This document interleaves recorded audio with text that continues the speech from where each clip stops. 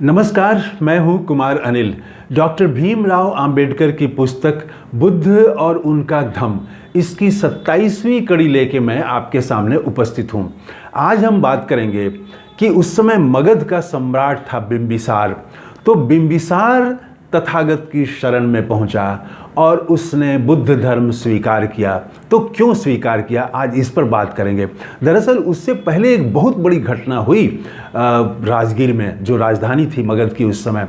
बहुत बड़ी घटना हुई और 12 लाख आबादी थी और पूरे 12 लाख लोगों में तथागत की चर्चा चल रही थी। और वो एक घटना, विशेष घटना है जो आज हम बात करेंगे। तो पिछली कड़ी की एक दो बातों को सिर्फ याद दिलाने के लिए हम बात कर लें, ताकि कड़ी आगे समझ में आ जाए आसानी से। पिछली कड़ी में हम लोगों ने देखा कि एक महाज्ञानी था बनारस का, जो गया के निकट उरुवेल काश्यप उसका नाम पड़ गया था। तो उरुवेल काश्यप महाज्ञानी, महापंडित था और वो यज्ञ करता था। अग्नि का पुजारी था वो। अग्नि में हमेशा हवन करता था, रोज हवन करता था। और वो तथागत का शिष्य बन गया था। उससे तथागत ने एक ही सवाल पूछा था कि क्या आप अरहत हैं? तो उसने कहा कि अरहत का मतलब बताइए। तो फिर इन्होंने कहा कि अरहत उसको कहते हैं जो कि काम, क्रोध, ये सब जो मानवीय दुर्गुण हैं, इस पर जो विजय पाले। तो कहा कि नहीं, मैं तो वो नहीं हूँ, मैंने विजय नहीं पाया है। तो फिर तथागत ने पूछा कि क्या ये अग्नि में हवन करने से आप वो विजय पालेंगे? तो उसके पास कोई उत्तर नहीं था और वो बस इसी सवाल से उसका सारा जो उसने जो खड़ा किया था अपना महल, वो पूरा महल उसका ध्वस्त हो गया और वो तथागत की शरण में आ गया। तो वो भी यहाँ आया हुआ था राजगीर में। और हुआ ये कि वहाँ राजगीर में उस समय एक संजय नाम के गुरु थे और उनके बहुत शिष्य थे। और उनके शिष्य भी, संजय भी जटाएं रखते थे। और जटाओं को आप देखते हैं कि अगर किसी के पास जटा हो और जटा खुली हुई हो और अनेक जटाएं हो तो वो आदमी थोड़ा उसमें आकर्षण हो जाता है। तो वो वहाँ पर बहुत बड़ी संख्या में उसके साथ शिष्य थे। उनके शिष्यों में ही 2 शिष्य ऐसे थे जो कि उनसे, संजय से संतुष्ट नहीं थे। एक का नाम सारीपुत्र था और दूसरे का नाम मोदगल्यापन। उच्चारण करने में थोड़ा कठिन है, मोदगल्यापन। तो ये 2 शिष्य ऐसे थे, दोनों भाई तो नहीं थे लेकिन भाई की तरह रहते थे। हमेशा एक दूसरे के साथ रहते थे और एक दूसरे को हर चीज़ अपनी शेयर करते थे, बताते थे। तो ये दोनों ही संतुष्ट नहीं थे संजय के विचारों से। उनको लगता था कि इससे, जो संजय के साथ हम हैं, तो इससे विश्व का कोई कल्याण नहीं हो रहा है, हमारा भी कोई कल्याण नहीं हो रहा है, कोई नया ज्ञान नहीं है इनके पास। तो वो ज्ञान की खोज में थे लेकिन उनके पास कोई रास्ता नहीं था।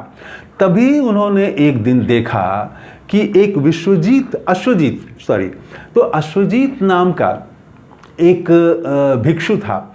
वो भिक्षु जो है, वो भिक्षा पात्र लिए हुए और चीवर पहने हुए राजगीर में भिक्षाटन कर रहा था। और उसकी चाल में अद्भुत एकाग्रता थी, उसके चेहरे पर बहुत शांति थी। इनको लगा कि ये तो कोई विशेष है, ये तो हमारे संजय का शिष्य नहीं है ये, तो इसके पास कुछ जरूर होगा। इतना शांत कैसे है, इसका आभा मंडल भी एकदम चमक रहा है। तो वो उसके पीछे पीछे चलने लगे। जब वो भिक्षाटन करके अपनी कुटिया में पहुंचा तो ये सारीपुत्र और मोदगल्यापन, ये दोनों भी वहाँ पहुँच गए। और इन लोगों ने अपना परिचय देके फिर उनका परिचय पूछा कि आप कौन हैं और आपके चेहरे पर इतनी शांति कैसे है, आपके चेहरे पर एक आभा मंडल दिख रहा है, वो कैसे आपको मिला, आपके गुरु कौन हैं, ये वो उन्होंने पूछा। तो अश्वजीत ने बताया कि मेरे गुरु जो हैं वो तथागत हैं, बुद्ध हैं। और उसके बाद तो इन्होंने कहा कि भाई आप बताइए कि उनका क्या ज्ञान है, क्या आपने समझा।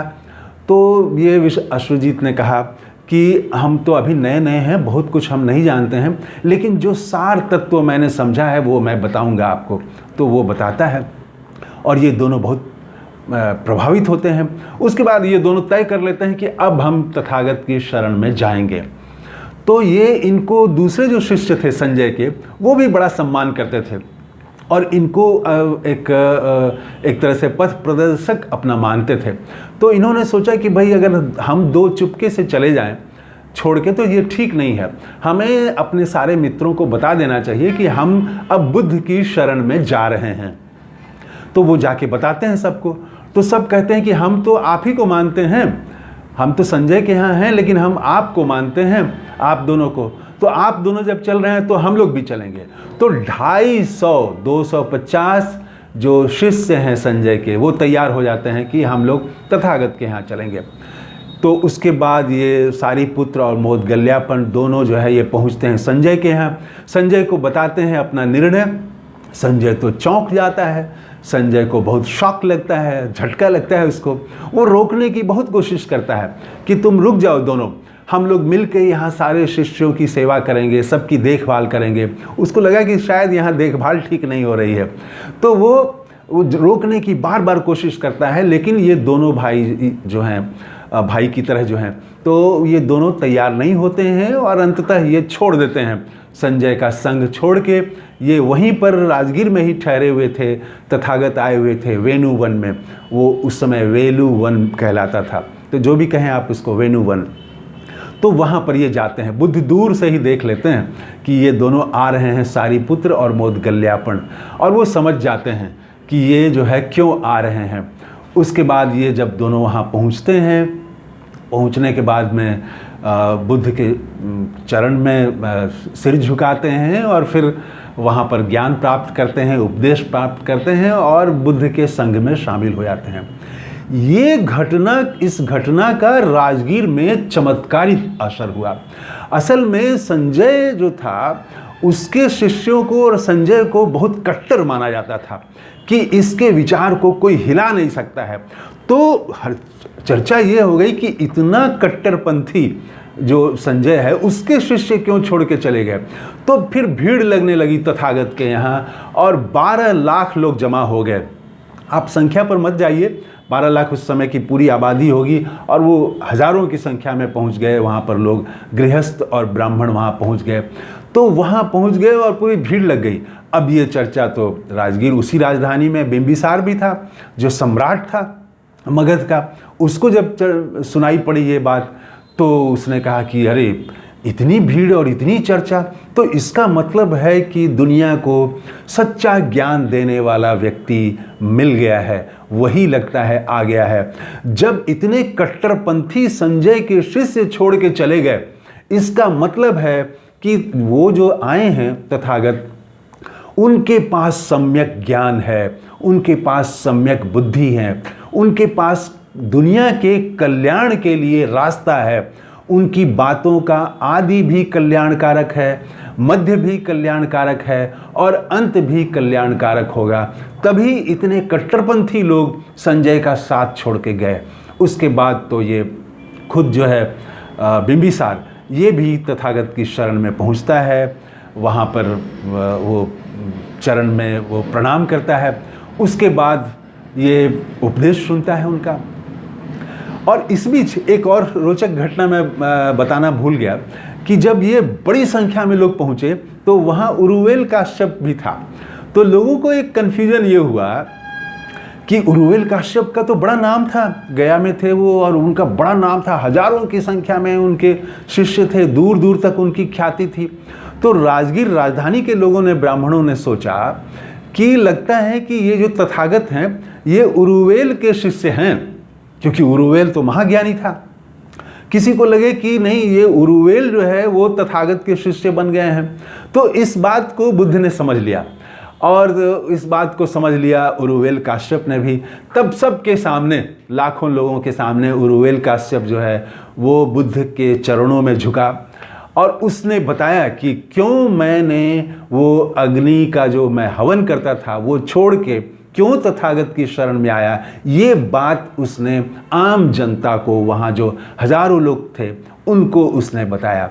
उसने कहा कि यज्ञ से क्या मिलता है, यज्ञ से आशा की जाती है कि जो है कोई रस मिलेगा, कोई जो है वो शब्द मिलेगा, स्त्री का स्पर्श मिलेगा, ताकत मिलेगा, ये सब चीज़ें मिलेंगी और ये जो है वो आदमी को और फंसा देता है। उसको जो है वो आदमी की मुक्ति नहीं है, इससे न उस व्यक्ति का कोई फ़ायदा है, न संसार का कोई फ़ायदा है। तो मैंने देखा कि ये जो हवन हम कर रहे हैं ये बेकार है, और मैं जो है वो इनके शरण में आया, क्योंकि ये जो बता रहे हैं ये दुनिया के कल्याण का रास्ता बता रहे हैं और व्यक्ति की मुक्ति का भी रास्ता बता रहे हैं। तो इसीलिए उरुवेल काश्यप ने जब स्पष्ट कर दिया सबके सामने कि मैं तथागत की शरण में हूँ, तब तो तथागत की और गूंज हो गई।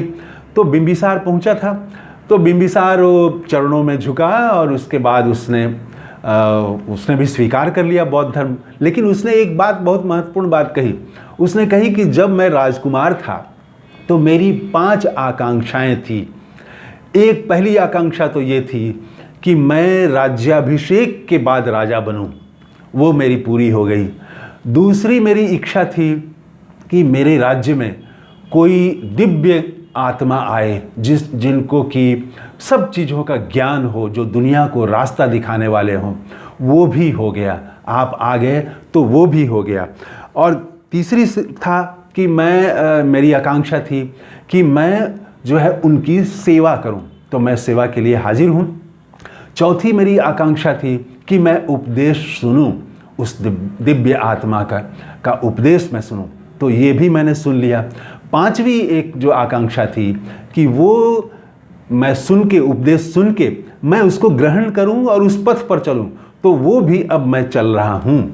तो आप मुझे अपने आजीवन, जब तक मैं जिंदा हूं तब तक मैं आपका अनुयायी रहूंगा, एक उपासक के तौर पर आप मुझे माने, ये बिंबिसार ने कहा। तो बिंबिसार भी उनका बुद्ध की शरण में आया। इस तरह से हम देखते हैं कि ये राजा भी और पूरी जनता ये आ गई और लोगों को कल्याण का रास्ता मिला, नया रास्ता मिला। बिंबिसार ने कहा कि मेरा अब तक का जीवन जो था, मैं सिर के बल था, और आपका जब उपदेश सुना तो आपने मुझे सीधा खड़ा कर दिया और पैर के बल आपने खड़ा कर दिया, और आपकी बातों से मुझे दुनिया को देखने और समझने का ज्ञान प्राप्त हो गया है। आप दुनिया को एक नया रास्ता आप दिखा रहे हैं, तो वो ज्ञान मुझे प्राप्त हो गया है। मैं आज तक अंधेरे में था, मुझे कोई रास्ता नहीं दिख रहा था, आपने वो पथ दिखा दिया जिस पथ पर मुझे चलना है, तो मैं आपकी शरण में आता हूँ, मुझे अपना उपासक माने। तो बुद्ध ने उनको उपासक के तौर पर स्वीकार कर लिया, और इस तरह से बिंबिसार मगध का सम्राट भी बुद्ध की शरण में आ गया, बौद्ध हो गया, बुद्ध धर्म उसने स्वीकार कर लिया। तो इस कड़ी में इतना ही। आगे हम देखेंगे कि और कैसे कैसे बड़े बड़े विद्वान, बड़े बड़े प्रभावी लोग, और ठीक इसके विपरीत एकदम जो समाज के नीचे हैं, अंतिम पीढ़ी में हैं, जिनको समाज हे समझता था, नीचा समझता था, उनको भी उन्होंने सम्मान और बराबरी दिया, उनको संघ में शामिल किया। ये हम अगली कड़ी में बात करेंगे। तो इस कड़ी में इतना ही। बुद्ध को नमस्कार करते हुए अपनी बात समाप्त कर रहा हूँ। थैंक यू, धन्यवाद, जय हिंद।